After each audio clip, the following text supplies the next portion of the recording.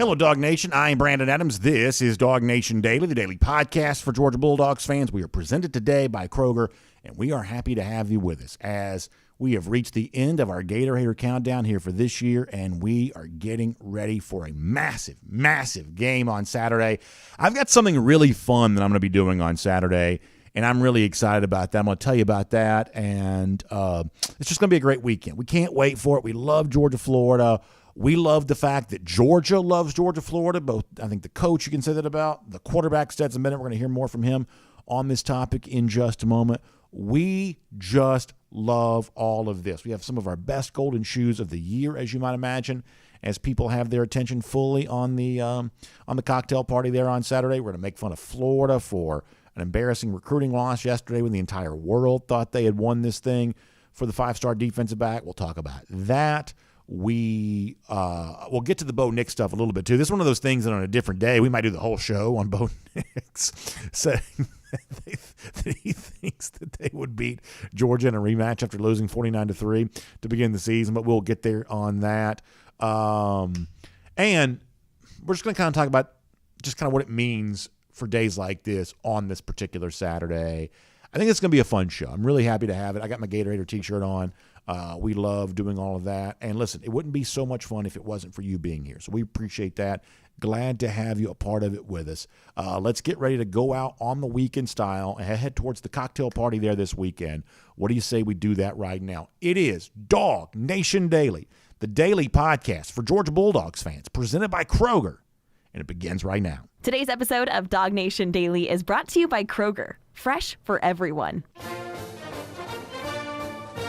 Presented by DawgNation.com. This is DawgNation Daily, the daily podcast for Georgia Bulldogs fans. Here's your host, Brandon Adams. We have reached the moment that matters. It's the world's largest outdoor cocktail party on Saturday, and I tell you, I am so ready for it. I know so many of you are so ready for it there as well, and if you're not ready, we're going to get you ready over the course of our time here. And in just a moment, I'm going to talk about something about Georgia that I don't know that everybody knows, but I do think is important to understand as you get ready to watch them play on Saturday and as you get ready to kind of, I guess, watch everything that could be coming up after this. But before that, though, can we just pause before we get too deep into all that and just appreciate what is going to happen tomorrow? Georgia's going to renew, I think, one of the most important rivalries in college football, the rivalry we've always believed matters first and foremost. We say it around here that a good Georgia fan is a Gator hater first and foremost. You've heard me say that thousands of times over the course of the years. And one of the things as a Georgia fan, and as someone who truly believes that this rivalry is a big deal and basks in the idea of it being a big deal, one of the things that I take so much pride in right now is that you've got a lot of understanding of that within the Georgia program. There is this appreciation for what it's all about. We've talked about Kirby Smart's understanding of this rivalry before, and we'll get more into that before our show is done today. But I think you can also look at another pivotal figure on this Georgia program and see the same kind of stuff from him there as well. We had a chance to hear from Georgia quarterback Stetson Bennett a little earlier this week, and Bennett's in the midst of a very good year, following up a national championship from a year ago. And in addition to the success that Bennett's enjoying on the field, there's also an element of Bennett off the field that I really, really like. And we've said this as it relates to Kirby Smart. Like, is it valuable to have an alumnus of the program as a head coach? And in some respects, it probably is. In some respects, maybe it's not. But it does make rooting for him more fun, knowing that Kirby's a UGA grad and has an appreciation for history. And I would say when it comes to your quarterback, it's much the same way there as well. Stetson Bennett, and you've heard this in a million interviews before, like he knows the history of this program. He lived through the history of this program as a fan. He is a legitimate fan of UGA.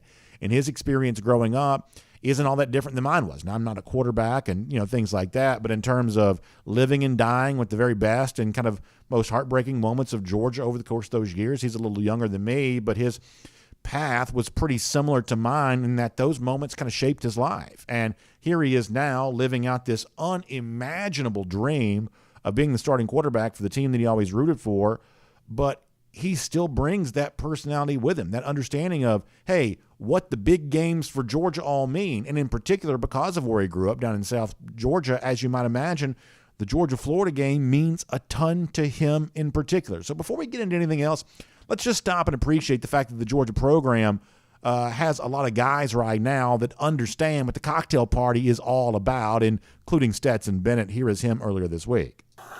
Yeah, for me, I mean, it was a little bit closer to home down there. You know, it's, I don't know exactly how far we were at Gainesville. I only went once. But it seemed like there were more Florida fans, so it was more, you know, rivalries between households, you know, talk smack. So, yeah, I'd say I grew up with a little bit more of a proximity to the game.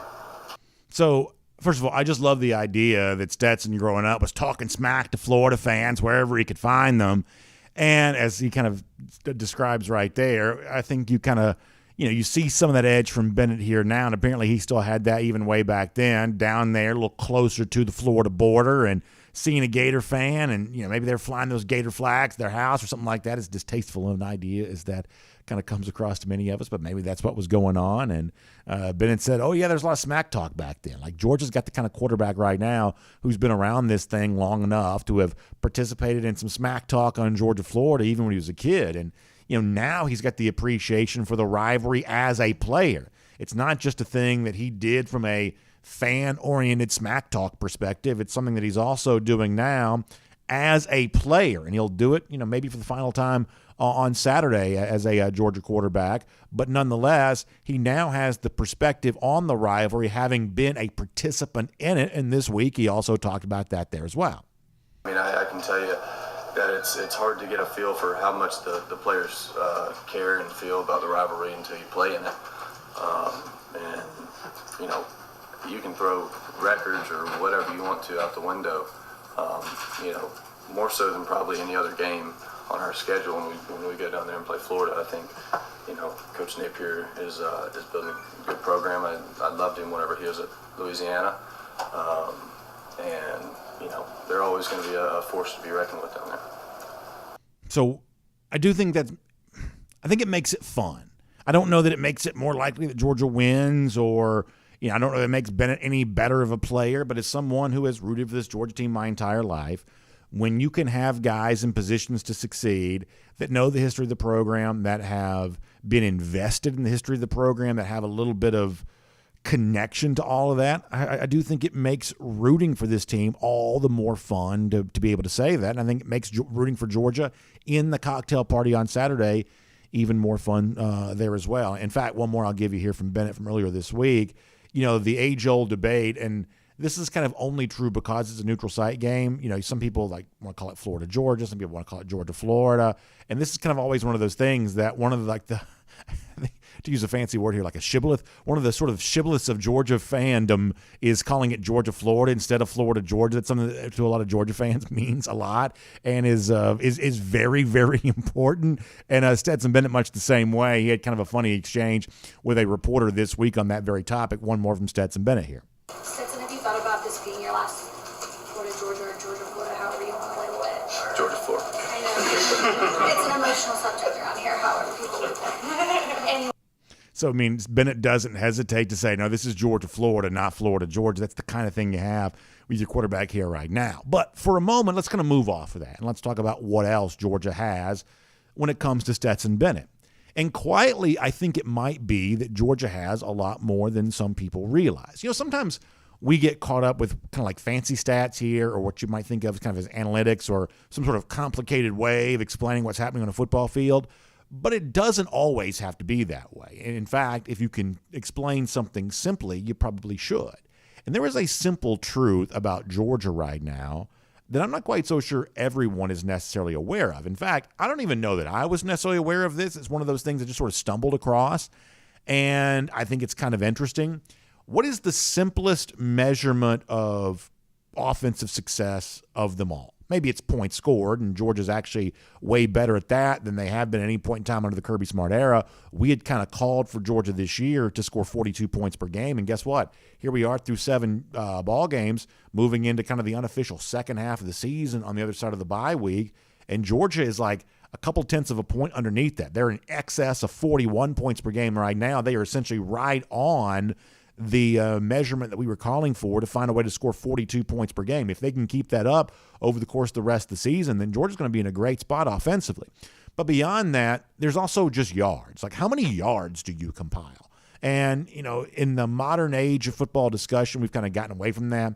We sort of look at yards per play and things like that. And I understand why those stats are oftentimes more valuable. I do truly get that.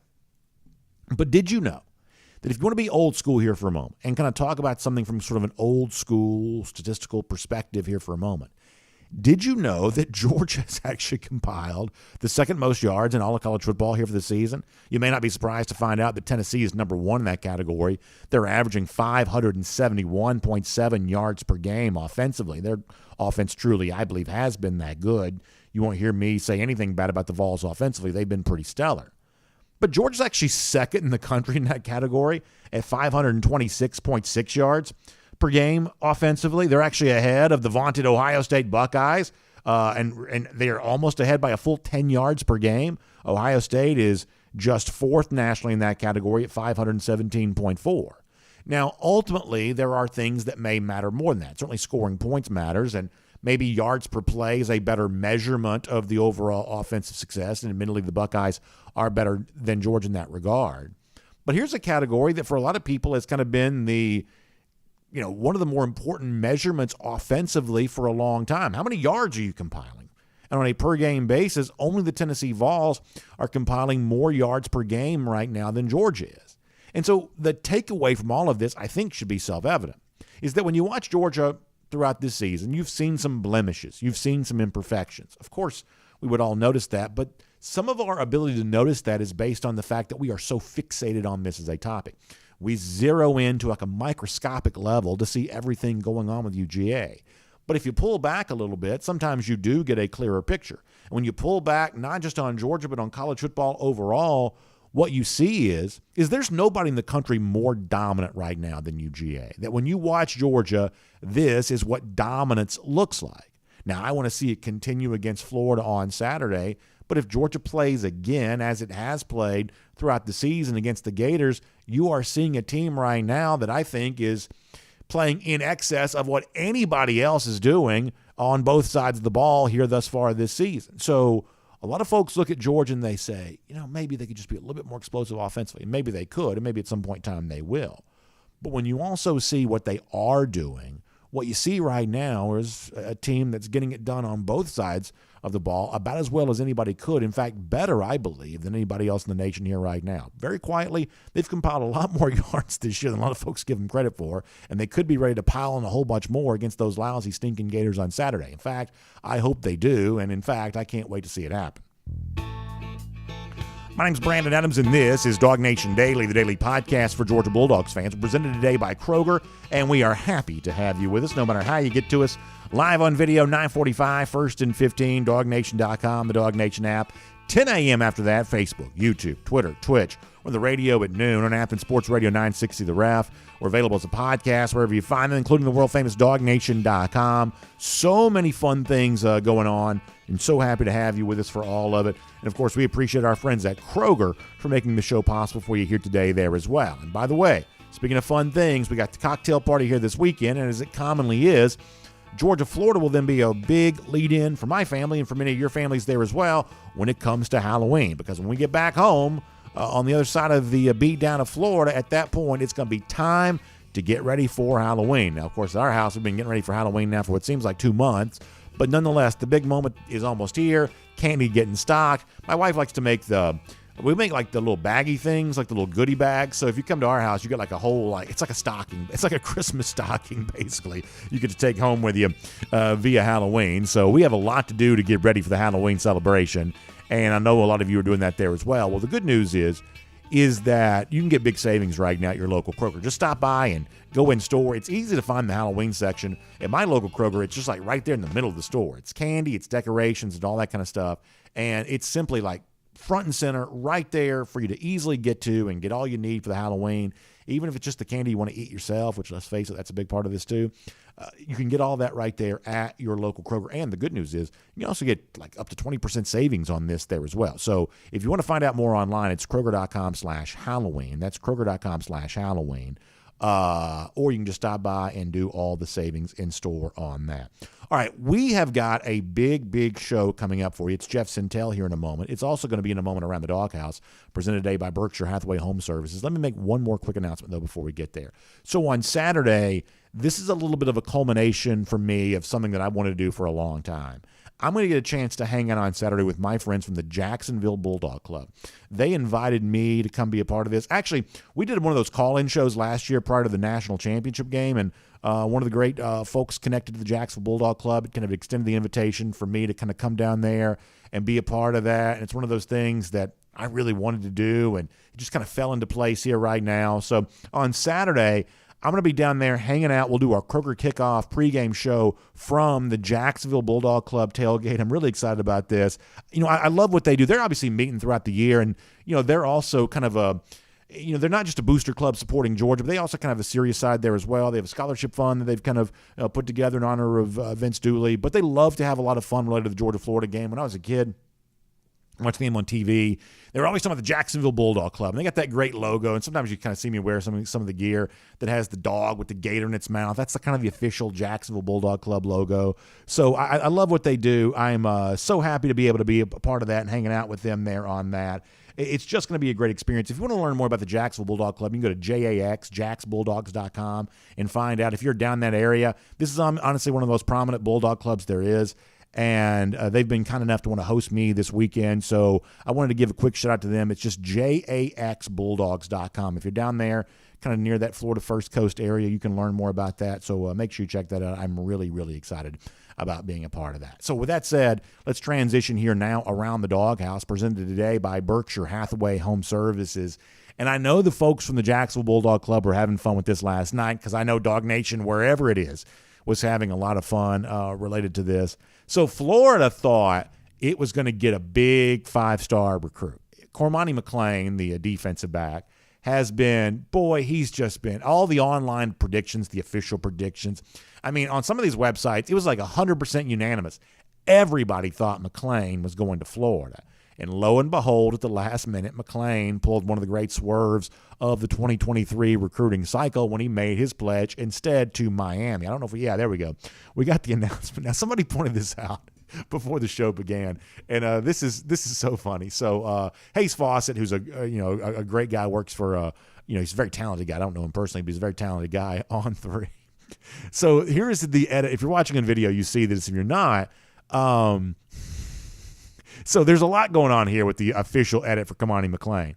On the bottom left-hand corner of the graphic is a big pile of money. In fact, they're like $100 bills like falling down like rain in this particular edit here. So that's really funny. The fact that obviously Miami's kind of thought to get in here and use the NIL deals to win recruiting battles like this. So you got the money kind of coming down here, the $100 bills falling down. Now, I also noticed on the right side of this, you got a college football playoff national championship trophy. Miami's not getting close to one of those anytime soon, so the money may be real, but the national championship trophy is totally fake. But nonetheless, Cormani McClain made a pledge to Miami yesterday, probably NIL influence. That's what most people kind of think there on this. And it's just a total devastation for the Florida Gators. I joked about this before the show began today. It's a good thing that Billy Napier spells his first name with 2 L's, because it seems like he's taken 2 of those L's here this week. On the recruiting trail with McClain right there, and then on the field against Kirby Smart on Saturday there as well. So a couple of L's for Napier, who spells his name that way anyway. And I guess all of this kind of leads me into the Georgia thing here for a moment, because I was looking at some of what the Florida bloggers were saying about this and what the sort of Gator Nation was saying. And by the way, Florida fans are beside themselves. They thought they had this one in the bag. They thought they were doing this. They thought they were just heading for a really big moment here. And it was very funny to see them come to the realization that that was not going to be the case. And one blogger in particular, and I apologize, I don't remember his name, but I think he had a great line. I saw this on social media today. It was something to the effect of, well, even with not getting Cormani McClain, Billy Napier's kind of already proving him to be a better recruiter than what Dan Mullen was prior to this. And I think there's a degree which that's true. That's also kind of expected. Napier's kind of building out the recruiting infrastructure for the Florida program more. I think that's all probably true and very fair. But what this particular Florida guy said, I think this is really an interesting point. He said, Florida fans don't want Napier to be a better recruiter than Dan Mullen. They want him to be a better recruiter than Kirby Smart. And that's obviously a long time away from happening, but I do think that's kind of an interesting line to kind of understand the perspective of Gator fans on this particular moment at this particular time. Because, listen, Georgia can go head-to-head with Miami. Did so a little earlier for Janelle Aguero. And Miami may have NIL to offer, but Georgia's got more to offer. Miami's an empty stadium. Miami's 1,000 miles from any kind of like contention for the college football playoff. Georgia clearly has some other things to offer. Same thing for Monroe Freeling. You know, Miami may try to win that battle, and they may try to use their NIL resources to do that. But Georgia's also got more going on than just the NIL opportunities, which gives you a chance to win some of those kinds of battles. Right now, Florida just does not have much to sell. But you do notice that things have kind of changed around the Florida program. Billy Napier talked about recruiting a bit in his press conference here this week. At one point in time, Anthony Richardson even mentioned, when we know Georgia's got a lot of 5-stars, but we know Georgia recruits really well, we know Georgia's kind of got all that going for them, that there's kind of an open acknowledgement around the Florida program right now that recruiting matters. This is something they tried to obscure back when it was Dan Mullen as coach, or even Jim McElwain as coach before that. That somehow you could outsmart a great recruiter just by being diabolical and being some sort of play-calling genius, whatever these guys were sort of thought to be over the course of years. And Kirby Smart, to his credit, has kind of always been steadfast in his belief that acquiring players matter. In fact, if you want to go back to last year's game, he actually kind of gave Florida the blueprint. Now, I believe he did this at the time to sort of twist the knife when it comes to Dan Mullen, who was clearly failing in this regard. But what a lot of Florida fans used to pretend was not true, they openly acknowledge now, and this is what Kirby said about the value of recruiting when Georgia got the win last year against the Gators. Let's go back in time to 1 year ago. Well, you have to. I mean, guys, if you don't recruit, there's no coach out there that can out-coach recruiting. Okay, I don't care who you are. The best coach to ever play the game better be a good recruiter, because no coaching is going to out-coach players. I mean, anybody will tell you our defense is good because they got good players. So spending time on the phone, you know, spending time with people at your house, spending time with people when they come to your campus. You know, I'm not with my family when I'm doing that. My family sacrifices so that I can go and spend time with other people's families so that we have good players. So, you know, that's 25% evaluation. That's 50% recruiting, and another 25% is going to be coaching. But if you don't recruit, guys, you got no chance. Just go look. Look at the best teams out there. They got good football players. And that's the reason I believe in recruiting, and I believe you better always be recruiting. Always be recruiting, because if you're not, somebody else is. So when Smart said that at the time, he's kind of twisting the knife in the final, moments of the Dan Mullen era there at Florida. But for a long time, there were a lot of Gator folks that were resistant to that as an idea. But you don't see that resistance anymore. Now they openly acknowledge, hey, we got to recruit better. We got to win battles like this for Kamani McLean. But just wanting to doesn't mean you get to, and Florida sort of found that out yesterday. And my point for bringing all this up is this is why beating down on those lousy, stinking Gators is important again on Saturday. Right now, Florida has exactly zero, zilch, nada. They have no first-year momentum for Billy Napier whatsoever. Yeah, they beat Utah week 1, but I can promise you, down here in SEC country, nobody cares about beating a Pac-12 team. It just does not move the needle. And that's kind of also true a little bit for Georgia beating up on Oregon. There is just no juice to be had from beating a Pac-12 team. It does not matter. And since beating Utah week 1, Florida hasn't done anything. They haven't had anything to sell whatsoever.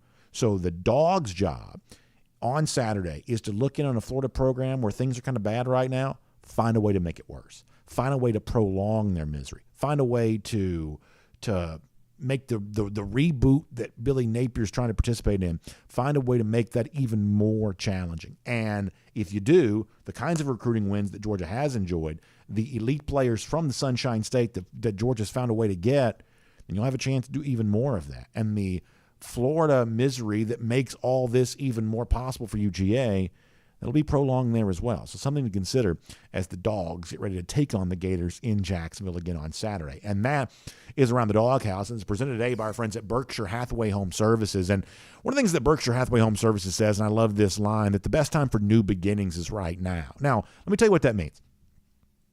That for a lot of you have these things that you want out of life, whether it be a new job or a chance to reconnect with family, or a chance to kind of experience a lifelong dream of living close to the lake or close to the ocean or close to, just close to whatever you want to be close to, that the new beginning in your life oftentimes goes along with a real estate decision, that you can't live in the new home until you sell the old house, and you can't be a part of the new community in the new town until you kind of take care of business in the place that you currently live. And that's why a great expert real estate agent is something that's really important for you. And that's what our friends at Berkshire Hathaway Home Services are all about. They got 29 offices and 1,500 agents right here in our area. And these are folks that are working hard for you each and every day, utmost in terms of integrity, and obviously, as recommended as they could be when it comes to the diligence required to make a satisfactory outcome for you. And for me, so much of this kind of relates to what happens once you're under contract. If you've ever bought a home or sold a house or had any kind of experience with that, you kind of know that's when the real action starts to happen. Contract is signed. Okay, what happens next? How do you get this to the closing table? Well, that's what my friends at Berkshire Hathaway Home Services are all about there, guiding you through that experience, making it a win-win for everybody involved, and setting you up for the exciting new tomorrow you get to enjoy on the other side of this real estate situation. So if it's time to sell your house, it's Berkshire Hathaway Home Services. If it's time to move into a new home, I want you to think about Berkshire Hathaway Home Services there as well. Or if it's time to maybe take that step towards getting involved in real estate from an investment standpoint, Berkshire Hathaway Home Service can help you out there as well, whether it's something that you want to buy and hold on to and get some rental income from, or maybe you want to do what you see on TV and kind of buy it and flip it. Berkshire Hathaway Home Service can help with all that there too. Or if you have like one of these home-based businesses where you've been making, a lot of money and you've been doing well, but you kind of are ready to kind of grow to that next step, and a storefront might make some sense for you on the commercial side of things. Our friends at Berkshire Hathaway Home Services, they got you covered on all of that too. Whatever your new beginning is, whether it's buying, selling, investing, whatever else, Berkshire Hathaway Home Services can help you out with all of that. So find them online. It's bhhsgeorgia.com. That's bhhsgeorgia.com. You can find our friends at Berkshire Hathaway Home Services there, and it's great to have them with us around the doghouse here today. All right, so there's a lot going on here. We'll kind of make fun of Florida a little bit as it relates to the recruiting story from yesterday, but there's some big recruiting news for Georgia here too. So let's cover all of that right now. We got to get ready to go on the road, assisted by AAA with Jeff Sentell. Final day before the cocktail party. Great time to talk some UGA recruiting, because that has been the fuel that has driven so many of these Georgia wins, and it keeps going here for the class of 2023. So let's talk about it more with Jeff Sentell as we're on the road, assisted by AAA with him here today. From Athens and across the SEC or wherever the recruiting trail may lead, here's a DawgNation.com insider. All right, we'll say hello to Jeff Sentell on the road, assisted by AAA, getting ready to obviously look ahead to a big one on Saturday. We'll even kind of talk about this from a little bit of a recruiting perspective here coming up in a moment before we're all said and done. But, Jeff, we kind of made fun of this a little earlier. Cormani McClain, the closest thing to a done deal as it seems like it can be when it comes to Florida. Kind of swerving yesterday and going to Miami. Georgia fans have had their turn laughing about this. Before we get into the more serious stuff as it relates to Georgia, let me give you a moment just to speak about this. How big of a loss is this for Florida? Well, I think it's pretty huge, Brandon. It's the number one rated cornerback in the country. But I've seen him play. I saw him, Brandon, actually, something for Dog fans to know is that's the guy that Georgia fans will have to thank for Tyler Williams being so good when he gets to Athens, because those guys go against each other. That iron sharpens iron mantra every day in practice. Really long, really fast, really athletic. Plays with a chip on his shoulder, Brandon. Really, actually, if you want to say it, kind of fits. Now, I know name, image, and likeness is probably all over this decision, very likely all over this decision, but he fits into the mindset of one of those old-school Miami Hurricane-type defenders. Very physical, plays with a chip on his shoulder, very chatty. He'll come up and strike a lick on a play or two. So, and I think the other thing is, I think Miami Hurricanes fans are reveling in the fact that they took one away from the Mighty Gators as well. Yeah, no doubt about that. They are indeed. Now, obviously, NIL kind of thought to be kind of a part of that. I thought it was even funny to see the pile of money in the official graphic for Cormani McClain, which is obviously not a very secret reference there on that. And, of course, we talked about NIL last week as it related to the five-star edge rusher Damon Wilson. We don't know what's what and what's real, but there'd been plenty of online chatter that, Ohio State had swung in and made the big offer to to Wilson. That's what the rumor mill had been. And as I said before, I don't pretend to know what's real and what's not, but that's certainly not a shy, topic on message boards, things like that. People have been saying that a good bit. But we also saw some video shared by Wilson this week of the visit that Kirby Smart paid to him during the off week, watching him play, and you almost kind of got a little bit of a re-rack of the famous Kirby Smart popcorn gift at one point in time. Kirby kind of went eyebrow raised on the video, remarking at some of the things that Wilson was doing in the game. And I guess it kind of leads me to wonder, clearly Georgia's not giving up in its pursuit of Damon Wilson, but are they kind of getting back in this, whether it's NIL related or not? It seems like Ohio State had established some real momentum here. Kirby Smart kind of being with Wilson this past weekend, do you think that does anything to change all of that? Well, I think it helps. Brandon, let me go old school Nintendo Entertainment System here a little bit. I think we need to hit the reset button on a lot of things with Damon Wilson, because unlike a guy like Romani McClain, who actually has the money team, I think, built into some of his social media for some time now, I think with Damon Wilson, you have two schools here in Georgia and Ohio State, which look to be the two teams dashing to the finish line, the two programs, let me say. And, Brennan, neither one of them have a very public or even understood acknowledgement that they're dropping a lot of NIL money on players. Now, not to say somebody can't shift gears for a player of Damon Wilson's caliber, because I think Damon Wilson will come in next year and make a lot of big plays wherever he's at in the Big Ten or the SEC. But with Ohio State and with Georgia, they prefer their NIL deals go to established players. So that's what's going to be interesting with the resetting of the narrative I'm talking right there, because you've got two programs, two very established upper crust programs, top four, top in anybody's book in the country, and they're not really known for huge NIL windfalls to induce a recruitment.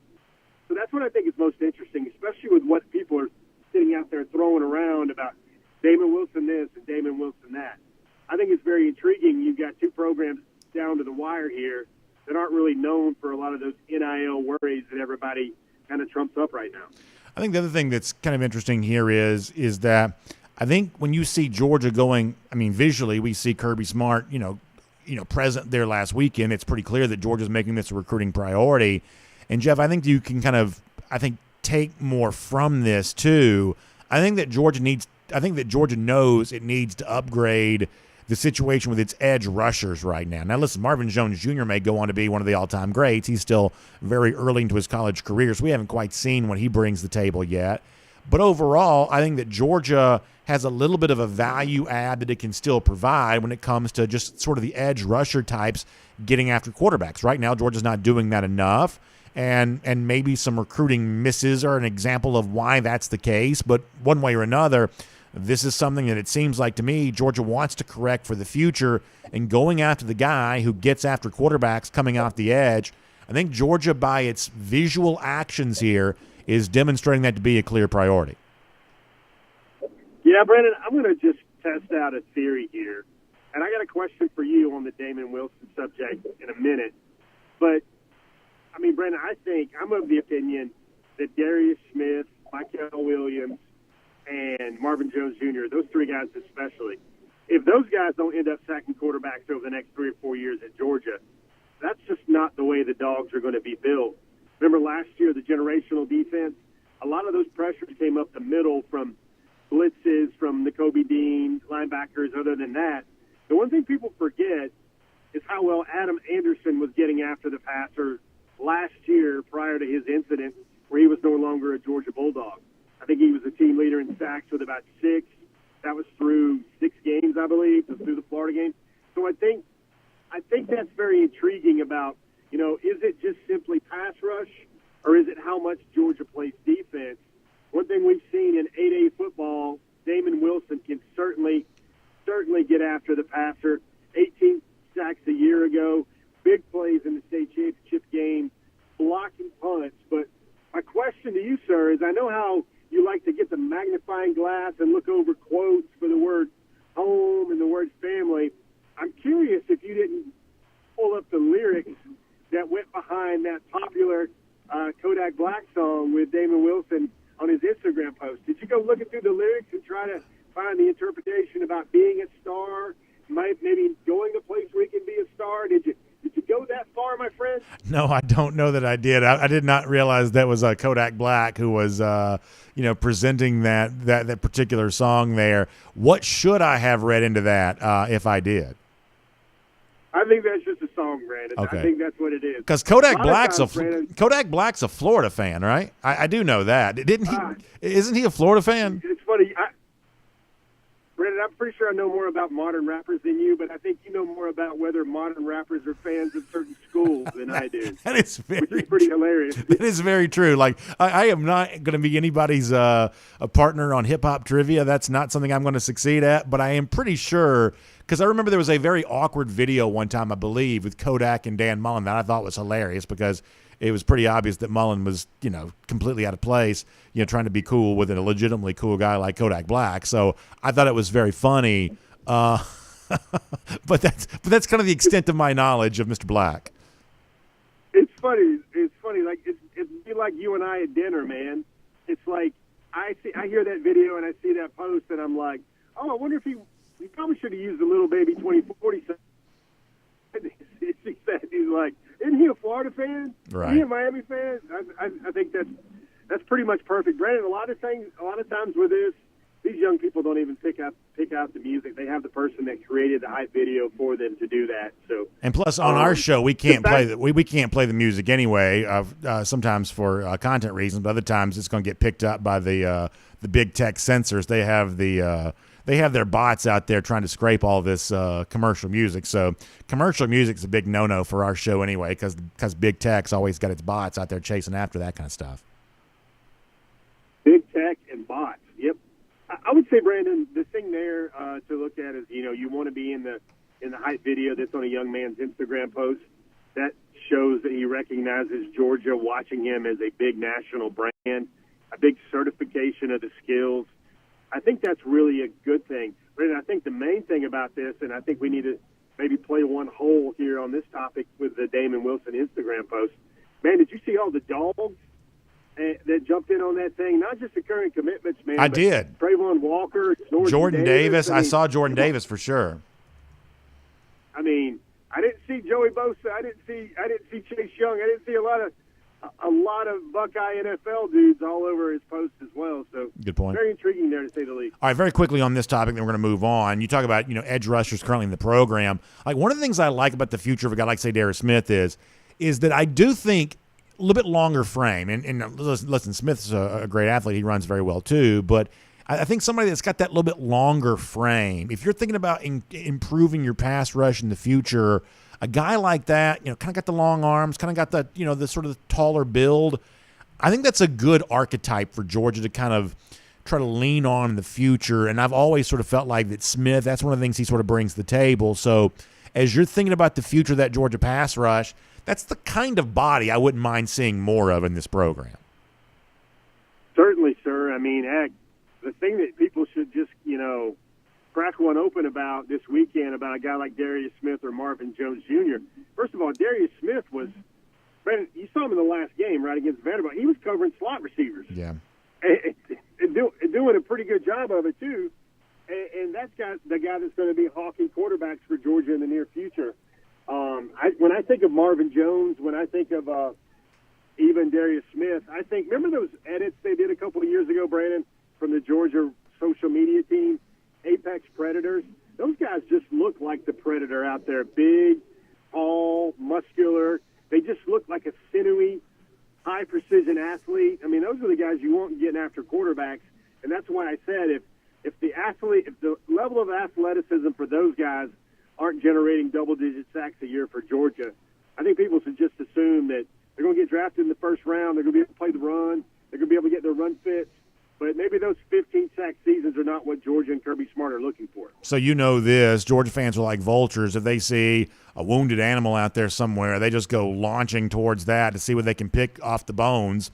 And I guess the latest example of this is at Auburn, where clearly that program's falling apart, and Brian Harson's not long for the future there. It would not seem like anyway. And So it seems like Georgia might be trying to leverage that to its benefit a little bit. We've seen some movement with Dell McGee when it comes to a guy like Jeremiah Cobb, who really is a good-looking running back, prospect here. And one of those guys, if you're thinking about possible flips to this program, and obviously, names like Anthony Evans, who's the current Oklahoma commit, we've talked about him before, but Cobb seems kind of like one of the names to know here right now as a guy that Georgia's kind of made a little bit of a move on here. And listen, the Auburn thing is probably falling apart, so one way or another, Cobb may be looking around at some point. I know he kind of gave you some interesting comments to that perspective there a bit, but certainly seems like there could be a little bit of movement here with a running back here late. Yeah, here's what I like about Cobb. First of all, Brandon, get used to it. Everybody calls him Cobb. His coaches calls him Cobb. His mama calls him Cobb.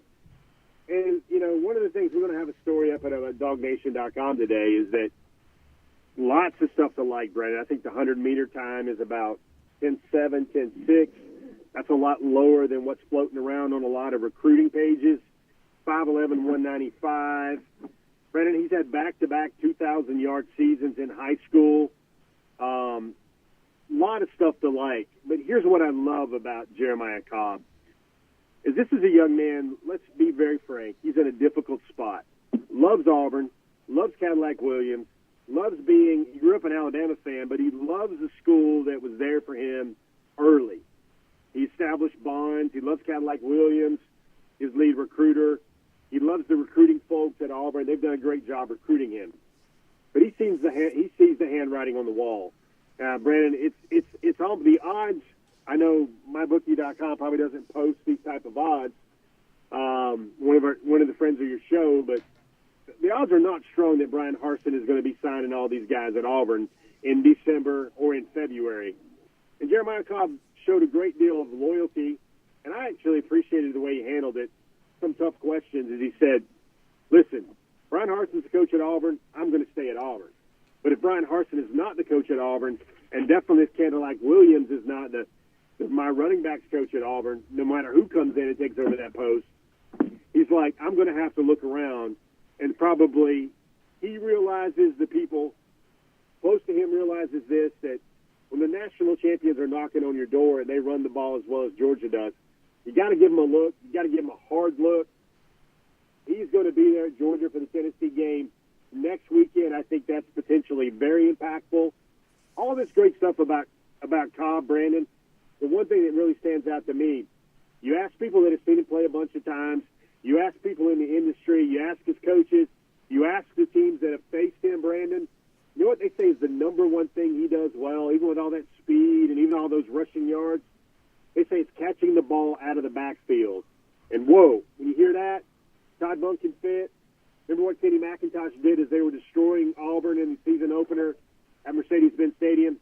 He, to me, seems like a player Georgia doesn't have a lot of right now in its program and its backfield. And it seems the new Georgia going forward, Jeremiah Cobb seems to be a very tidy fit. I want to ask you one more thing about recruiting visitors, not to next Saturday's game, but this Saturday's game. We'll do that here in just a moment. Before that, though, let's remind folks we are on the road with Jeff Sentell, assisted by AAA here today. And, of course, AAA, a name you know for legendary roadside assistance. You better believe I have that card in my pocket as I'm driving up to City Park in Gainesville tonight and then Jacksonville this weekend, then back home again after that. Always taking that AAA membership with me, but AAA, not just a name to know if something goes wrong while you're driving. It's a name to know for the insurance that protects that vehicle that you're driving with there as well. AAA's got great things for you when you get your auto insurance through them. All kinds of coverage, all kinds of incentive opportunities, including small claim forgiveness, claim-free rewards, the disappearing deductible, and so much more. So make sure you're covered. You can get a free AAA quote today to find out about the great coverage options they offer to you. So you can give them a call, 833-718-2075. That's 833-718-2075 for a whole lot more on that. All right, Jeff, Kirby said this week they are going to be able to give some tickets to some recruits on Saturday. He says you can't talk to them. You can't really visit with them. It's not a visit, but you can say, here's a ticket, go enjoy the game. And Kirby said they will do that. Do we have any idea of some of the recruits that might be in attendance for this Georgia-Florida game? Is anybody going public to say, yeah, I'm going to be there, I'm going to be in Jacksonville on Saturday? Yeah, Brandon, it's kind of funny, though, because let's remember this. A lot of people may not be aware of it, especially the younger folks in your audience, but this used to be South Georgia's game. This used to be the game for folks in Thomasville, Waycross, Brunswick, Jessup, Albany, Savannah, Valdosta, Thomasville, all those places. Used to be South Georgia's game. And I'm finding that a lot of the guys that are really close to that area, those are the ones that are going to check it out. Raymond Cottrell, the receiver out of Florida, he's going to be there for that game. The thing I'm finding with a lot of guys, Brandon, is they're trying to decide they're going to go see a Georgia game soon. Do they want it to be this weekend in Florida?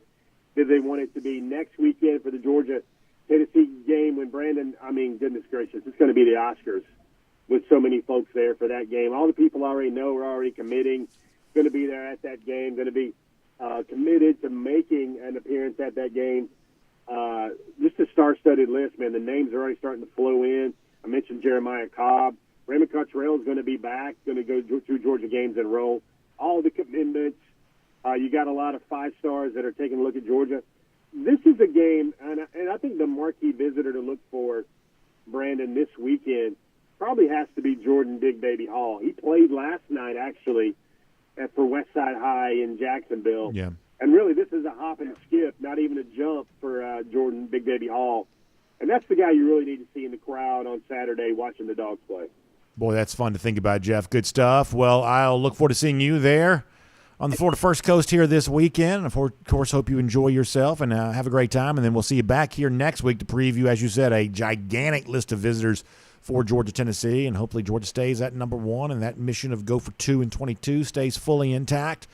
And, of course, Dogs get a chance to leverage themselves quite a bit for that 2023 class here over the course of the next couple of weeks. Jeff, thanks for your time. Appreciate you being on the road assisted by AAA, and we will look forward to talking to you again next time. Hey, man, I'm on the road. I just crossed over that big Darnell Washington-sized bridge in Brunswick, and now pulling into downtown St. Thomas, man. Going to have myself some lunch. Hope to see everybody down there tomorrow. All right, Jeff, appreciate your time. Thanks so much. Let's take a look around the rest of the league. This is SEC Through. Yeah, well, we could tell Jeff was on the road. No doubt about that. But always glad to have him here nonetheless. And certainly looking forward to a fun weekend this weekend with some recruits in attendance, but obviously plenty watching on television. That's one of the things that's kind of also kind of nice here, too. When you get that big TV window, 3:30 CBS, you get a chance to entertain yourself there on that, and a lot of recruits will be doing that, too. So fun to think about how all of that plays out. Of course, we're going to go cruise around the SEC courtesy of Royal Caribbean here. In a moment, we're going to get to what a former SEC quarterback has said, which is the height of lunacy. We'll get to that here coming up in just a moment. Before that, though, let's talk about our friends at Royal Caribbean, and not just what we're going to be doing this April on board Independence of the Seas, although that's very important, but I'm also already excited about what Royal Caribbean's got going on for January of 2024. Now, you may say, BA, why are you looking so far into the future? Well, at that point in time, will we be go for 4 in 24? Is that what we're going to be doing by that point in time? I don't know. For now, it's just go for 2 in 22, and that's probably plenty of a full meal for us to eat here at the moment. But in January of 2024, it's going to be the debut of the latest Royal Caribbean cruise ship. It's called Icon of the Seas. It's introducing an entirely new class of ships to the Royal Caribbean fleet, unlike anything we've ever seen before. The big boys right now are called the Oasis class, and I've been on Harmony of the Seas. That's in the Oasis class of ships, and when I was on, it was the largest cruise ship in the world at the time, and you got Wonder of the Seas, kind of the latest iteration of the of that kind of Oasis class of ships. I'm looking forward to being on that here really soon too. But Icon, I'm telling you right now, you watch some of the video, and if you're watching on video, we're showing you, some of what it has to offer and some of the renditions of kind of what it's going to look like. It's going to be an amazing thing, and I love the fact that Royal Caribbean kind of sets the standard on all of this, pushing the envelope about what you can do at sea, what you can do in a cruise ship. You've seen water slides before. This ship's got an entire water park, basically. The neighborhood concept they kind of introduced with the Oasis class. This is taking that to another level, even more neighborhoods, a greater experience, and the kind of thing where some of the cool stuff like the amphitheater on the back, what they call the aqua theater, kind of even reimagining that more, making that more of a usable space throughout the day there as well, and not just something that goes on with the shows. Just a lot of really clever ideas that make sailing on a Royal Caribbean cruise vacation incredibly fun. You can be a part of that. And if you want to experience a version of that too, this upcoming April, our DawgNation cruise gives you a chance to do that there as well. Our friend Jessica Slater going to take care of all that for you. And I got to turn here to do this because for whatever reason, one of my monitors is not working today, so I got to look at the other monitor here for a moment. Jessica Slater, you can give her a call, 770-718-9147. That's 770-718-9147. Or royaldogs.com. That's the website, royaldogs.com. You ever have this thing at work where it's like you get used to doing things a certain way, and when it's not quite the way it's supposed to be, even a small change just sort of feels really weird. So normally I have a monitor here and I have a monitor here. For whatever reason, this monitor today is just not working. I don't know why. And so it's bothered me the entire show. It's a tiny little change, but it has completely kind of thrown me off here. But nonetheless, we soldier on. We get ready to have some fun. And let's talk Bo Nix here for a moment, because this is one of those things on a different type of day. We'd spend a whole hour talking about this maybe, or at least we'd want to. Today, we don't quite have that much time, but it deserves a mention here. You will remember, because your memory goes back this long, Bo Nix apparently doesn't, you will remember to begin the season, Georgia-Oregon, one of the hyped Week 1 matchups, 3:30 p.m., marquee, Pac-12, Oregon fancy uniforms, reigning national champion Georgia. Supposedly Georgia was going to fall off from where they were a year ago. So, hey, this was a big one. This was one to watch. Even people, within the sort of the Georgia media contingent were like, hey, I wouldn't be surprised if Oregon comes here and plays tough against Georgia. You heard some of that kind of stuff? Well, Georgia won 49-3. You'll remember that. And that would seem to be all the evidence that you need to support the idea that Georgia's a better team than Oregon. 49-3 is a fairly substantial result. That would seem to be a strong data point in that case.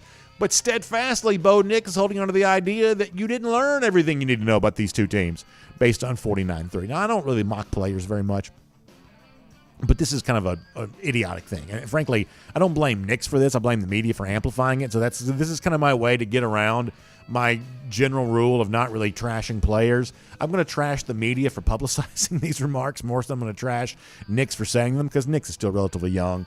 I don't really hold this against him, but making a big deal and kind of giving a platform to this lunacy, that would be the thing I would probably be more likely to criticize here. What Nix tells Dennis Dodd from CBS Sports is, if we played them again tomorrow, the game would be completely different. And here's my favorite part of this. He says, if we played them tomorrow, the game would be completely different, and everybody knows that. Here'd be my question to Bo Nix. Who's everybody in this case? Who is the everybody that's so sure that 49-3 was some sort of misleading result between these two teams? He goes on to say, from the first game of the season, a lot of teams get so much better. Did they get that much better? Or is there a chance that maybe Oregon just seems better because they're tiptoeing their way through the pillow soft Pac-12? Is there a chance that might be true? Because history would suggest that's more like what's going on here. And this is a little bit of a hot topic for me because of something we talked about on the show a little earlier this week, which is that in years like 2018, when Georgia's not playing the marquee non-conference game, in years like that, there are some talking heads in the media that want to act like the SEC schedule's not enough. Atrocious non-conference schedule Georgia was described as having in 2018. You better win all your SEC games, we were told, because your non-conference schedule is atrocious. You're not proving anything, in other words, with your non-conference schedule. So you got that in some years, but in a year like this in which Georgia plays a kind of marquee non-conference game, a game it didn't have to play, but plays the marquee non-conference game, wins it 49-3, all of a sudden that's not proof of anything either. In other words, Georgia's kind of has it held against it when it doesn't play a non-conference game, but when it does play the non-conference game, wins it 49-3, now we're platforming some quarterback who says, well, if we played again, the result would be completely different. I'm guessing that's probably not quite the case. And listen, if you're Bo Nix, you're already 0-4 against Georgia. Like, how many more losses to Georgia do you want over the course of your career? Because if you keep begging for this, you may actually get your wish, because you got to find a fourth playoff team somewhere. And Ohio State, Georgia, and Alabama, these are teams we've kind of been commonly talking about in this. If it's not Bama, it's Tennessee. You're still talking about a couple of SEC teams being in the mix, a team like Ohio State being in the mix, and that fourth playoff team is going to come from somewhere. And, I mean, if Oregon wins the Pac-12, I guess maybe they could get into the playoff. Well, all of a sudden now you got 0-4 here, Bo Nix, who's lost to Georgia every time he's played them, and now the possibility exists. Because keep this in mind, folks. Keep this in mind. one of the national semifinal games is Mercedes-Benz Stadium. It is the Peach Bowl. That there is a chance that if Georgia wins out, it'll be the number 1 seed. It'll play that game in Atlanta. And if Oregon were to, somehow be, given the gift of being a playoff team, they'll never have a chance of being any higher than the 4th seed. Not only do they get the Georgia rematch that Bo Nix says he wants, they'll get it in the same stadium again. And he has just gifted Georgia with the gift of Baltimore material of this time it's going to be way different. So Bo Nix, be very, very careful what you ask for, because you might just get your wish. And at that point in time, you might find out just how wrong all of this really is. All right, let me also give you some thoughts on some of the games here this weekend. We'll have more of this tonight in detail on Go with the Flow, presented by R.S. Andrews, but I'll run through some of these here right now.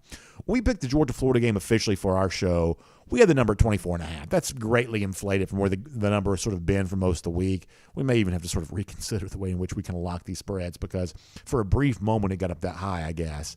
And all of a sudden now we're paying a big price to take Georgia. I do like Georgia in the game. I wish our official pick wasn't on 24.5, because that is expensive. But nonetheless, that's where kind of things kind of stand here right now. I'll give you a couple of the trends when it comes to Georgia here in this spot. In the Kirby Smart era, they've covered 4 of their last 5 against Florida. So from the moment he kind of got the program rolling in 2017, the only non-cover year was 2020. Everybody knows it's a pandemic year. Everybody knows that doesn't count. There are a lot of weird stuff that happened in the pandemic year. So other than pandemic year, Georgia's covering all of the games here against Florida, 4 of its last 5. Georgia's also been, not terrible as a 21-plus point favorite, or I should say a 24-plus point favorite. They're 5-6 against the spread going back to the start of last season when favored by that much. It's not a winning record, but listen, against the spread number that large, that's also not a terrible record either. It's certainly not a reason not to take them. Florida here this season, just 3-4 against the spread. So I told you there's very little first-year momentum for Billy Napier. That spread number suggests that. And against SEC foes, 9-5 is Georgia in the last 14 against the spread. That also dates back to the start of last season. So Georgia having, a pretty comfortable time in taking care of the business against the number versus SEC teams. So something to keep in mind there. I'm also very interested in Kentucky, Tennessee. Now, I think there's a lot to argue here for Kentucky, believe it or not. We talked yesterday about some of the numbers for Will Levis as an underdog. He had one of his best games a year ago against Tennessee there as well. He didn't have a lot of good games last year, but he was 372 yards through the air, 3 touchdowns, just 1 pick against Tennessee. That was a game that's played in the 40s. The Tennessee defense did nothing to stop Kentucky a year ago. It is a different offensive coordinator for the Wildcats this year, of course.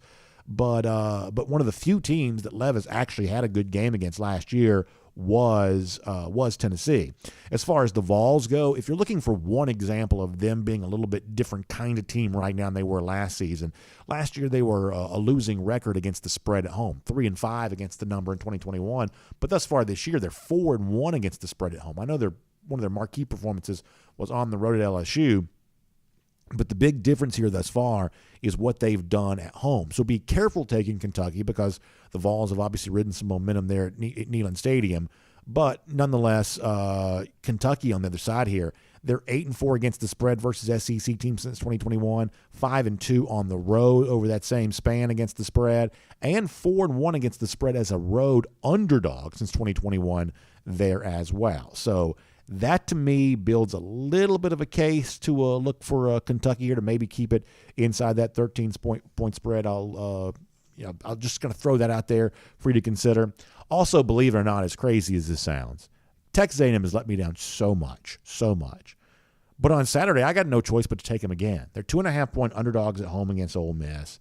And here's the thing. Last week, I kind of made the case for Ole Miss going to LSU and winning that game. The truth is, that was kind of a lazy pick. I mean, I got to call it like it is. It was a lazy pick there in that spot. Ole Miss has played a really soft schedule, and that kind of came to fruition for them last week in terms of how it went down against LSU. And I think you see more remnants of that going to Texas A&M on Saturday. If you care about like ESPN FPI data, the Football Power Index, up until now, Ole Miss has played the 65th toughest schedule in the country, pretty weak overall. But when you look at the remaining games, including Saturday, that schedule remaining for Ole Miss jumps all the way up to 17th. It's about to get much tougher, in other words, for Ole Miss. Texas A&M, for all the losing they've done, they still rank 27th in the ESPN FPI. So this is a quality opponent, the likes of which Ole Miss really hasn't been playing a ton. That's value on the Aggies. Plus, here's the other thing there as well. Dating back to the start of last season, Texas A&M is 7-3 against the spread at home. They haven't played a home game since like September 17th, so they're back in Kyle Field on Saturday.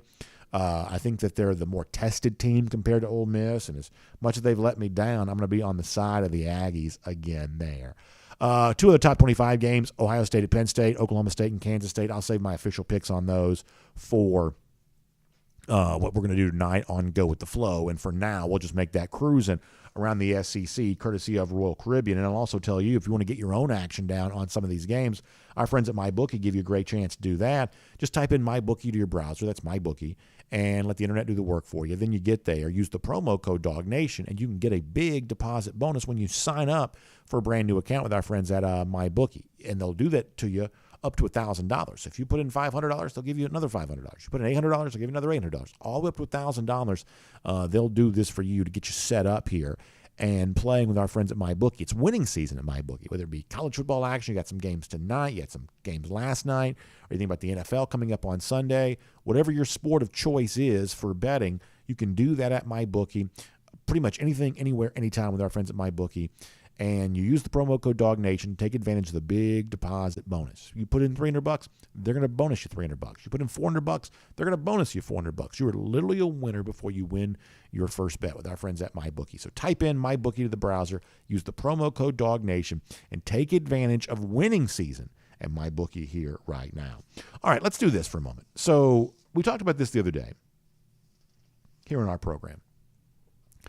That much the same way off the top today, we said, hey, it makes it kind of fun to cheer for Georgia when you've got a quarterback like Stetson Bennett that understands the nature of this rivalry. He kind of knows what it's all about. He gets that.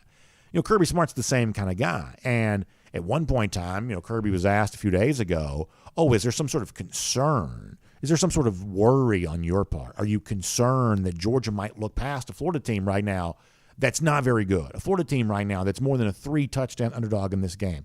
A Florida team right now that is trying to reboot its program with a first-year coach. Are you concerned that Georgia might try to look past that? And I thought Kirby, in a very succinct statement, short few number of words here, but packs quite a punch, gave you the kind of understanding that only a Georgia alumnus could have for what a game like this means on Saturday. Let's go back and get a reminder from a few days ago from Kirby Smart here.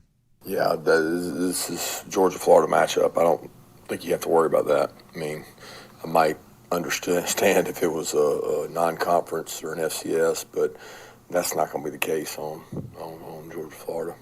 So I love that from Kirby Smart. He says, my team's not looking past Georgia-Florida. We know what this is all about. And Stetson Bennett off the top of the show kind of echoed that same sentiment, giving voice to what Kirby says his team understands is that Georgia-Florida matters no matter what the records are. It is literally a game in which you can throw the records out the window. And Kirby becomes, I believe, part of a great lineage of Georgia coaches that have understood that. And one of the things a lot of you share with me this week, and I'm going to play for you right now, is the great speech from Irk Russell. You remember Russell, the terrific former defensive coordinator here with the Dogs back in the, certainly a part of the 1980 national championship team, what he's maybe most famous for. I did see the video the other day of Scott Sinclair, the Georgia strength and conditioning coach, where he was kind of getting folks fired up at practice, and he did the headbutt ram and kind of got a little blood trickling down his forehead the same way that Irk Russell was once famous for doing. And I don't know that anybody gives voice to what it means to be a dog better than what Russell did all those years in which he was a part of this program. And obviously Kirby Smart, I think, still has an understanding of that. But as a way of kind of getting your mind right and getting you set up for the cocktail party and the fact that nobody's looking past Georgia-Florida. Everybody's looking straight at those lousy, stinking Gators on Saturday. The great Irk Russell gives us a taste of that. This is from the 1980s. And I appreciate this with all my heart. You don't know how much I do appreciate it. I love every one of you. And screw Florida and the mule that came in here. That's probably a little more colorful from a language standpoint than we would typically play around here, but I guess we'll let it stand if it's the great Irk Russell who's a part of that. Understanding what this is all about and a chance to renew that rivalry on Saturday. It's one of the reasons why I'm wearing the Gatorade t-shirt today. It's one of the reasons why we take all of that so seriously. So it is just a great, great moment, and I am so happy to be the guy that you've chosen to let speak to you today as we lead into that cocktail party on Saturday. And speaking of cocktails, also a big part of our weekend here there as well, the Big Finish, presented by the Finnish Long Drink. And when it comes to the cocktail party, obviously we love all of that. And of course, that when we're thinking about cocktails, we're thinking about ready-to-drink cocktails right here in the can. Pop the top and enjoy it. That's what the Finnish Long Drink is all about. So let's celebrate our Big Finish right now by looking at some of the great folks getting ready to enjoy themselves here on the weekend. Kathy Weinhardt sent this to me. She says, DawgNation Daily, I am ready for the cocktail party. Hashtag Gator Hater. And she is. She's got 2 of those variety packs there. The best tasting booze in the world, as it says. So she gets 2 of each of the different 4 long drink varieties. And so Kathy is ready for the cocktail party indeed. And that is great to see from Kathy, and hope you enjoy yourself. Our buddy Mark Morris also checking in too. He's got cigar in hand there, and he says, BA, there's going to be 2 events on Saturday. Number 1, I'm going to light up and smoke this cigar until it is no more while drowning these 2 long drink cans. And 2, the dogs are going to light up and smoke the Gators till they are no more. And can their wishes for an upset. Hashtag go for 2 in 22. Mark Morris, well said there on that. And for all of you who've made the Finnish Long Drink a big part of your cocktail party this weekend, we appreciate all of that. And by the way, if you have not checked out the Finnish Long Drink, this is a great chance for you to do that. You go to thelongdrink.com, and just like Kathy, who had the variety pack, you may be able to pick up one of those, or if you want to just choose one option the way that our buddy Mark Morris did, you get the Long Drink Cranberry, the great cranberry flavor, Long Drink Zero, that's no carbs, no sugar, the traditional in a blue can, got the grapefruit flavor, kind of that gin kick to go along with that. I do enjoy that. I also like the Long Drink Strong there as well. 8.5% by volume, alcohol by volume. You can enjoy that too. TheLongDrink.com, the website to go to find out which of these Finnish long drink options is the right one for you. You can try it at a golf course, at a bar, at a beverage store, somewhere near the cocktail party this weekend. You know it's all a big part of that. So enjoy it. Check out TheLongDrink.com for a lot more there. So we have a lot of golden shoes to give out today. So before we fire up the music, let's go ahead and just sort of do some golden shoe stuff here prior to that, because I want to make sure we give all the credit to all of our great submissions here and try to create all of those good vibes prior to the closeout of the weekend. In fact, I think we have a funny video to show here. Actually, we'll do Mad Dog here first, who says, like DawgNation Daily always says, a true Georgia fan is a Gator hater first and foremost. Mad Dog's right about that. And you see the Gator kind of capsized, Georgia flag sticking right into him. Gator hater indeed. Mr. Mad Dog, you are right about that indeed, and we'll give you a very deserved golden shoe. Our buddy Thomas Tyson sent this, kind of an oldie but a goodie. You've seen the video of the person smacking away the Gator with the iron skillet. Well, in this particular case, that's Kirby, and that's what's going to happen to those lousy, stinking Gators on Saturday. Thomas Tyson is so right about all of that, and that is good stuff. We will give a golden shoe to Thomas there as well. How about our next one here? Blast in the past. Houston Evans sent this, going way back to October the 27th, 2017, which was just, I guess, several years ago yesterday. Houston says, a memory from the cocktail party in Jacksonville with Brandon and Jeff. We heard from Jeff Sentell a little earlier, and you see me there wearing the red version of the Gatorade t-shirt. And Houston also has go for 2 in 22. And Houston, I'm not quite so sure we could have ever imagined that back then we'd be looking ahead to this year of 2022 with Georgia trying to win its 2nd consecutive national championship. Boy, that's fun to consider, and what a great time that was. And Houston, thanks for bringing that memory back to us there of a great event we had prior to the cocktail party in the past. Also, Houston shares this with us. He says, I updated my graphic for the Georgia-Florida game, Go Dogs. You see the train coming down the track. What's that coming down the track with the Gator hater flag flying, UGA on top saying Go Dogs? Running over that lousy, stinking Gator. If you look closely at the bottom, you see that on the tracks there. That is tremendous to be able to see there as well. I think we have, is it one more? Yeah. Mike Brown shares this. Hashtag Go Dogs. Look at this. And you see a great, this is a Dave Helwig drawing. Dave's a tremendous artist. And you see the Gator here being dragged by that dog. And we believe the dog's going to drag the Gators on the field there as well. So, Mike, thanks for sharing that too. And that is the last one, right? So with that, we'll go ahead and fire up the closing, and we'll get ready to head towards the weekend. And y'all, you know how much this means to us. It is Georgia, Florida. It is the big one. And I am so thankful that so many of you see it the same way. So whatever your plans are for the cocktail party, I hope you get ready to enjoy it. If you're down there, need you louder than you've been all season long, and I know that you will be. And by the way, if you are there, soak it up and enjoy it, because we don't know how many more of these cocktail party experiences we're going to be able to have. How many more times we get to make that trip to Jacksonville or St. Simons or Amelia Island, wherever you're going to be, but make the most of the opportunities you have, which is the only thing we can do in this particular case. And if you're watching with friends, hey, you make it a cocktail party wherever you are. Make it fun, make it enjoyable, and bask in the opportunity to beat those lousy, stinking Gators one more time. And remind them, it's been 5,041 days since they've won a national championship. That's our Gator Hater Updater and our Gator Hater Countdown. This is always the fun day. 1 day from now. We'll see you in Jacksonville tomorrow. We will see you back here on Monday for DawgNation Daily, presented by Kroger. We'll talk to you then, everybody. And on video. Time now for the R.S. Andrews Cool Down. R.S. Andrews is the one you turn to for your air conditioning, heating, plumbing, and electric needs. They show up on time. They do the work that's promised, the price that's promised. You can trust all of them on all of that today. And, of course, Michael was also showing you that QR code there a moment ago. So if you want the original Gator Hater t-shirt, if you want the lousy, stinking Gators t-shirt, which I have right here, if you want the Eddie the Blind Squirrel t-shirt, which I know a lot of you have really enjoyed, and I've enjoyed wearing that there as well, whatever your choice is, you can get that by going to DawgNation.store, using the QR code that's right there on the screen, top of the page there at DawgNation.com. You can get all of that there at that point in time. We're also going to hear from Ella Dorsey from Atlanta News First here coming up in just a moment. To kind of talk to us about all that's going on with the weather.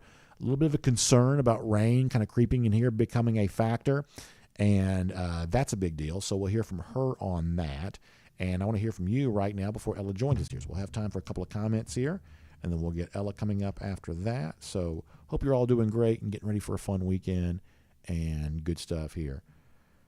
Let's see what else. Phoneme unit, excited about seeing Ella here in a minute. Me too there as well. Spencer Clark says, y'all better tailgate hard. Go hard as you know what. So Spencer's getting fired up and ready to go. Appreciate that.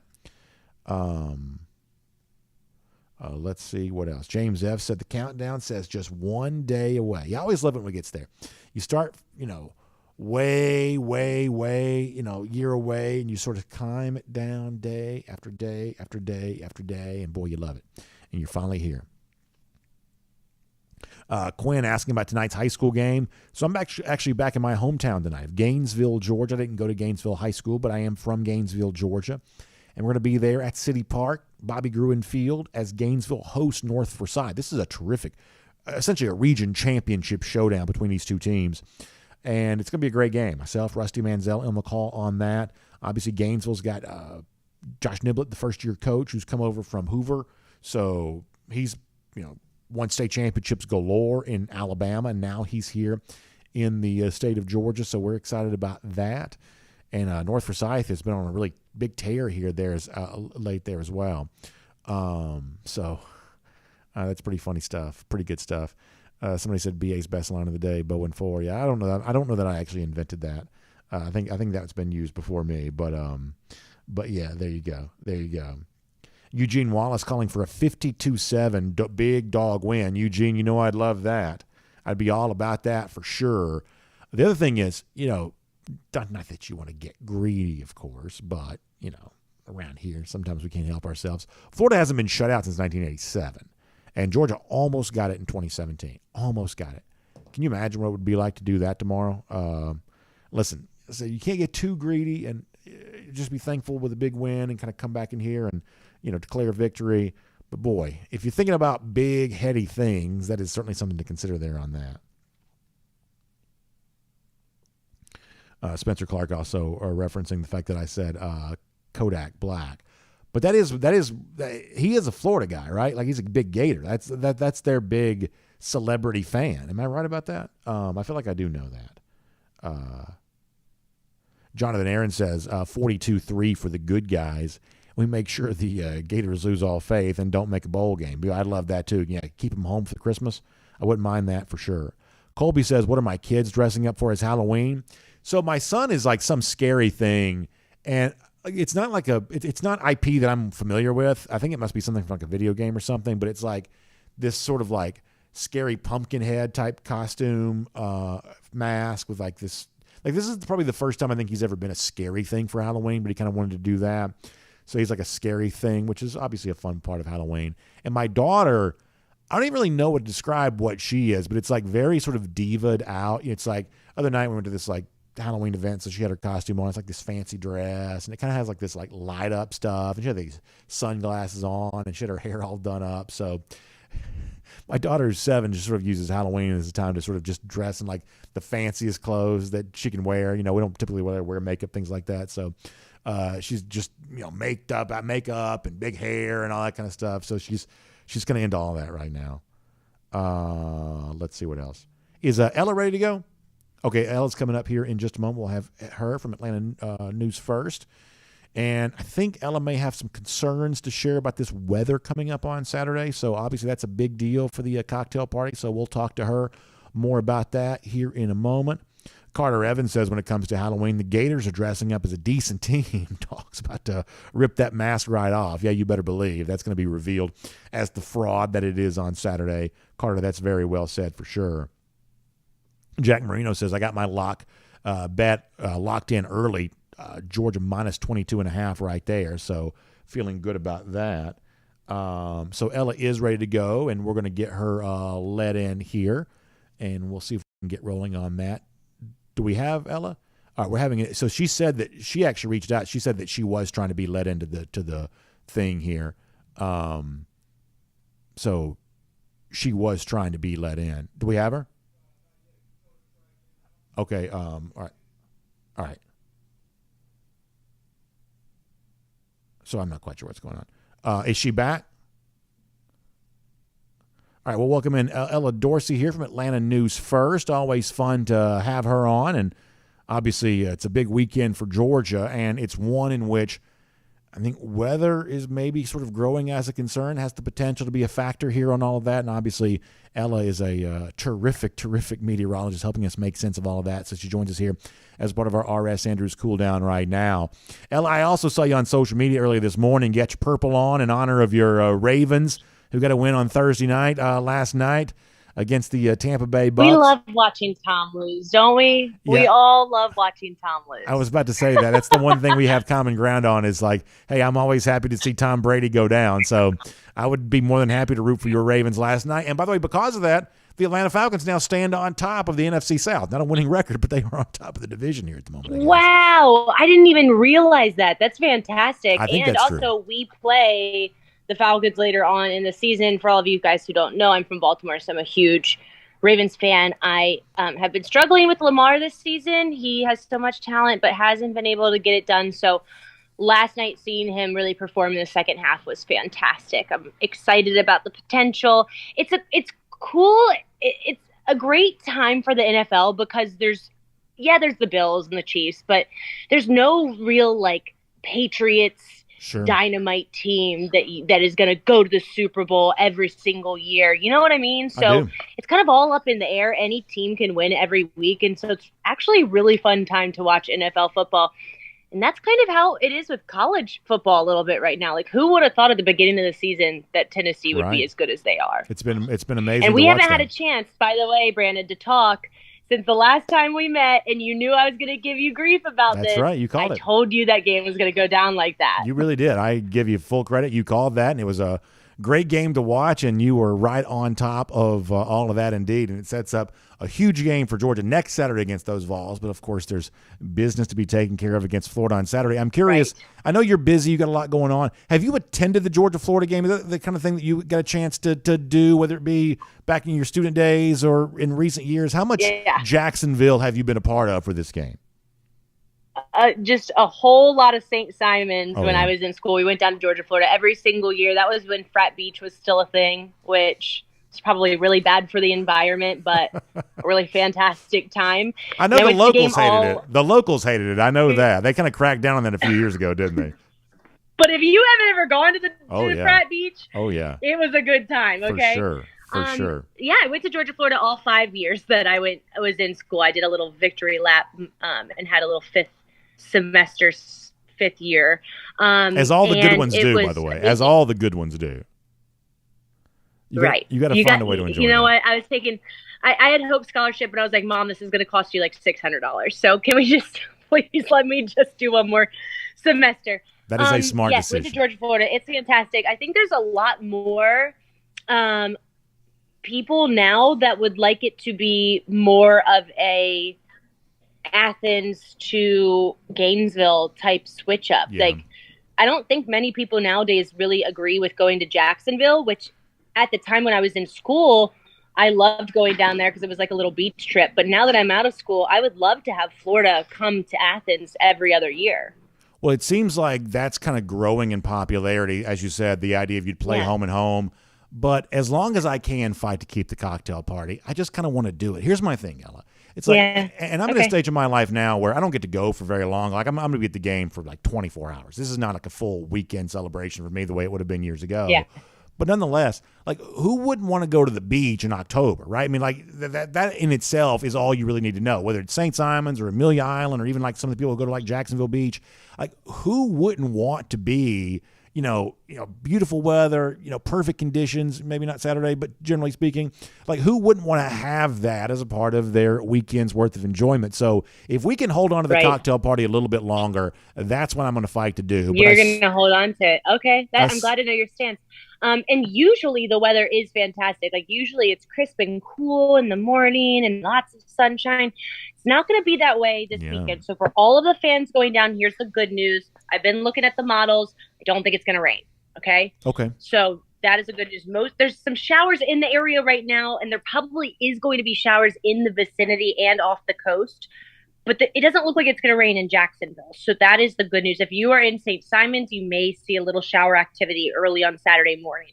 But because it's going to be cloudy, it's also going to be really mild. Like tailgating temperatures will be in the upper 60s. And kickoff, it'll be 75. End of the game, it'll be 73. So you might need a light jacket, but it's not going to be cold. And, from my experience there's some years where Saturday morning, it's really chilly. That's right. So that's not going to be a problem at all. Do want to note for the fans who are driving down, the drive back on Sunday does look pretty rainy. So give yourself extra time, take it slow on the roads, especially once you start getting into North Georgia. Once you pass Macon, you're going to see you just stay an extra day. Maybe just stay an extra day. Maybe Ella Dorsey's giving you permission just to sort of make it a longer weekend. Don't drive back till Monday. I like that. Yeah, exactly. Stay till Halloween and then drive back, and you'll be good to go. So I'm curious of this because I go down to this part of the world a lot, and it seems like when you're on that coast, like the weather changes a lot, right? And maybe I'm not a meteorologist, so maybe I'm wrong about this, but it's like you wake up in the morning, you're trying to decide, well, is it going to rain or not? And I don't know. It just seems like with the coastal stuff, you have a lot of like conditions changing very fast, maybe more so than you have here in Atlanta, where you're a little closer, more like landlocked, I guess. Is that really true, or does that just sort of seem true to me? Yeah, no. So that's all caused by the differences between the temperatures over the ocean and over the water, or over the ocean and over the land. So this time of year, believe it or not, the ocean is actually sitting at about 72, 74 degrees. So the water right over the ocean is actually, or the air right over the ocean is actually warmer. Meanwhile, the air over land is a little bit cooler. And the differences in those temperatures cause a sea breeze, which I'm sure you've heard about. Yeah. That sea breeze brings showers ashore at different times in the year, especially in the summer when there's a greater temperature difference. When it's really hot over land and cooler over water, that can cause those afternoon storms that you see at the beach a lot. But, this time of year, the average high down there is 70 degrees and the water temperature is 70 degrees. So because there's not very much difference in the temperatures between land and ocean, you're not really going to see afternoon storms roll in, which is really interesting, right? It is interesting. So let me also ask you this. How you feeling about the game on Saturday? You feel confident in Georgia? Have you seen enough to feel like they can kind of march their way through this and get ready for Tennessee on Saturday? You feel okay about that right now? So if we were back in Mark Richt era, right? Yep. This would be a game I'd be worried about because I would feel like the guys were already looking ahead to Tennessee and they weren't focused on this game and they might slip up, right? Sure. But it's Kirby, and Kirby is not going to let those guys think like that. It is this game is the most important game we play until we play the next game, right? Sure. So I'm not really worried about it. What are you thinking, Brandon? I feel pretty confident. I don't think Florida's very good, and I do think that Georgia, as you said, I just think they're motivated here. They don't like Florida. They want to beat up on Florida. Stetson feels that way. Kirby feels that way. Players kind of sort of feed off that energy there too. I mean, if this were sort of a different type of game in which you weren't playing a team that you had such a kind of an emotional investment in, then maybe you might be tempted to look past. But I think they've been pretty clear that over the course of years, this is a game that means something to them no matter what the record on the orange and blue team is. I just think that Georgia kind of finds its own motivation in a game like this. So I expect Georgia to play really well. I'll obviously be really disappointed if they don't. But I think I feel pretty good about it. Well, it's the SEC East. It's a must-win game for us because right. Tennessee is right behind us, right? So if we don't win this one and then we lose next week, then there's no way we're making it to SEC championship, and then we're probably out of the playoffs. So honestly, this is a must-win for us. So I think probably the boys have that drilled into their head. Kirby's got it way down deep in their brains. So you've had a What's lot the of line, by the way? It's about 22.5. It's kind of bounced around a little bit. LOL. But it's, yeah, no doubt. But it's sort of settled around that sort of 22.5, above 3 touchdowns. So it's a pretty big number. Did you go over or under on that? I took Georgia minus the points. So I feel pretty good about the Wow, Dogs on Saturday. confident man. Okay. I guess so. We'll see if see if my wallet is lighter for being so confident. But yeah, right now I am feeling confident about that.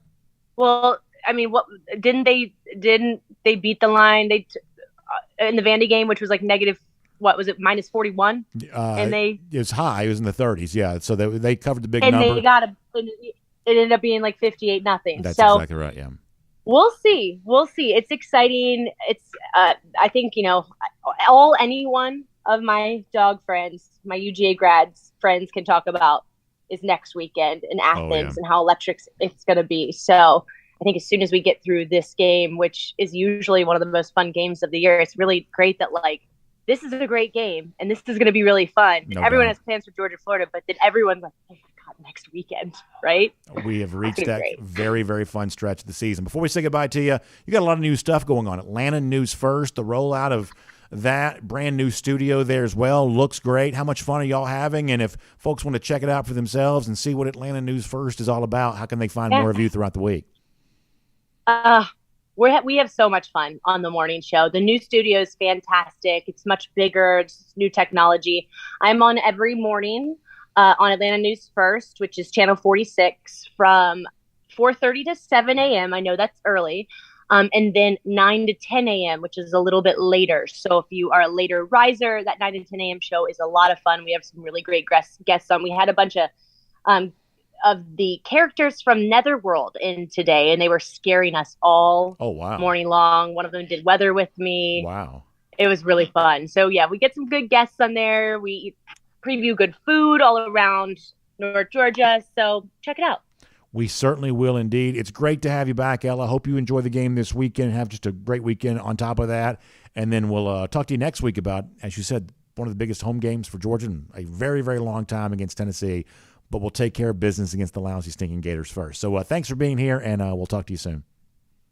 Bye, Brandon. Good to see Ella Dorsey back here on our R.S. Andrews Cool down here on DawgNation Daily, and we're also running a little late here, so we'll take a couple more comments and get ready to bounce out of here after that. Hope all of you are getting ready to enjoy your weekend, and I know that you will. Let's go over to Facebook because I haven't been there yet. Actually, let me go to DawgNation.com, and we'll pop over here and be here for a moment. West GA Dog Fan says, I want to put the Gators out early and maybe rest some of the guys that we're going to lean on more next week. Yeah, I mean, coming out and getting off to a fast start, I do think makes a lot of sense for Georgia. You'd obviously like to be able to do that if you could, and maybe that is what they will be able to do coming up on Saturday. J-Bob says he lived in Baltimore there for a while, so that's where Ella is from originally, and so J-Bob said he had some Baltimore time in his life there as well. Also, somebody said they wanted to bring back the original. Josh also pointing out in that picture of 2017, I've lost a good bit of weight. I have definitely lost a lot of weight since 2017. No doubt about that. I look a lot younger in the face, probably. It's weird to think we've done DawgNation Daily enough now with their pictures where I see myself. I'm like, gosh, I can't believe how young I looked way back then. We've been doing this for a minute now, but I was much, much skinnier. I am much skinnier now than I was then. You can sort of see like we didn't have a ton of like video stuff when we first started Dog Nation around 2015, 2016. But you sort of see, and listen, this is just life. I mean, it's just what it is. It's like I was pretty skinny when we started in 2015, gained a bunch of weight around 2017, 2018, 2019. Started kind of coming down a little bit, pandemic 2020. The pandemic probably kind of put a little bit of an interruption to that. And last year started losing a good bit of weight. Did an okay job of keeping it off. So if you really go back and watch a lot of the videos over the course of years, you see the weight kind of going up and going down, and hopefully it's going to stay where it is right now. But there is definitely a lot of that. Rambo checks in to say, let's shut down that Gator run game by maintaining good gap responsibility. 2-3 interceptions would be great there as well. I like that. Alan A., happy to have Ella Dorsey on here. Alan, I'm glad you enjoy that. Randy Hall asked if I had a beverage named after me, what would it be? So here's the thing. I'm a big believer that drinks should be poured, not made. I don't like a lot of fancy things. If a cocktail's got like a million ingredients, that's not really for me. I generally speaking like something pretty simple, just over the rocks, maybe a little splash of water, and that's about all I really need. So any kind of cocktail that would be named after me would be pretty simple when it's all said and done. Let's see what else. Diedrich Frazier wants to see more passing touchdowns from Stetson Bennett. I think that's fair. I mean, we talked about earlier the fact that Georgia, from a total yardage standpoint, actually had a much better year than some people probably realize. But one of the things that you could stand to see more of, whether it be from the running game or the passing game, just more kind of explosive plays in general, those kind of 20-plus yard plays is the kind of thing that you maybe haven't seen as much from Georgia as you would like. Bobby Leathers says, let's talk next week about how the Dogs try to keep the stadium as red as possible for big games because of all these Tennessee fans up near the state line. They think we're going to be scared because we're not going to try to sell tickets to opposing fans. Yeah, I have seen some talk about that, but I honestly don't like. I'm not really quite so sure where that's coming from. I mean, maybe there are some Tennessee fans who are willing to pay $2,000, whatever else, to see their team play next Saturday, but I do not expect there to be an inordinate amount of Tennessee fans next Saturday. Now, I think it's fair. I'm more than happy to talk about it, and we'll see how much of a topic it becomes. But I have seen some chatter about, don't sell your tickets to Tennessee fans. I've seen some of that, and I haven't really seen any evidence that's that much of a problem. If anything, here's what's true. There used to be way more away fans at most games than there are now. Georgia fans, for the most part, still travel a pretty good bit to away games. But like years ago, it was pretty common to see 10,000, maybe 9,000 fans from the opposing team, whether it be Sanford Stadium or somewhere like that. And in recent years, that's just kind of changed. I think at the beginning of the year, Tennessee, I think probably even returned some tickets. People just don't travel for these away games like they used to. Part of that's because, they're going to put the visiting fans in that 600 level way at the top of the stadium. Maybe they just don't want to sit there. But the experience of like traveling to away games has kind of changed a little bit. Georgia fans still travel in pretty large numbers to most away games, but a lot of fan bases kind of don't. So you'll see some Tennessee fans next week, and maybe there are a few examples of the Tennessee fan who says, I'm going to pay whatever I can to be in that stadium. Maybe there is some truth to that. But I don't really expect there to be more than the typical normal amount of away fans, which is usually somewhere around 8,000. This day and age, maybe it's more like 6,000 or 7,000. But there will be a few thousand Tennessee fans next week because there almost always is.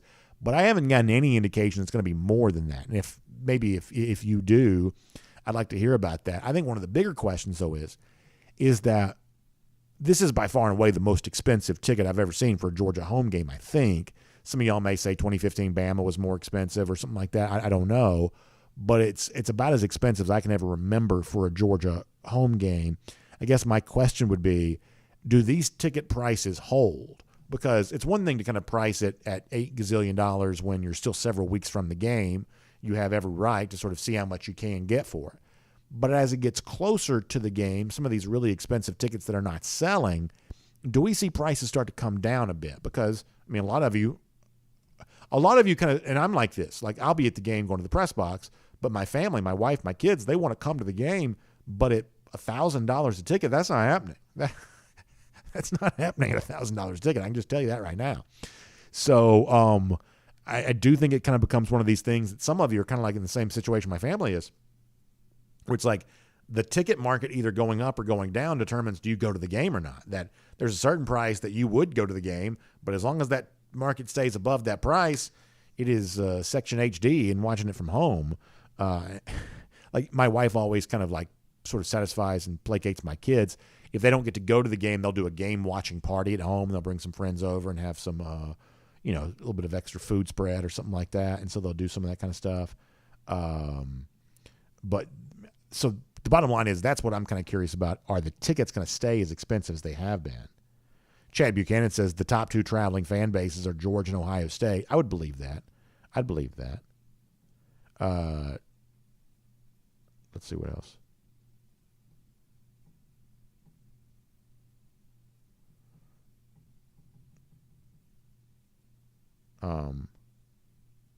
Georgia Analov says she is happy for Ella that the Ravens won, but she also hates it for Tom Brady that he's having a bad year.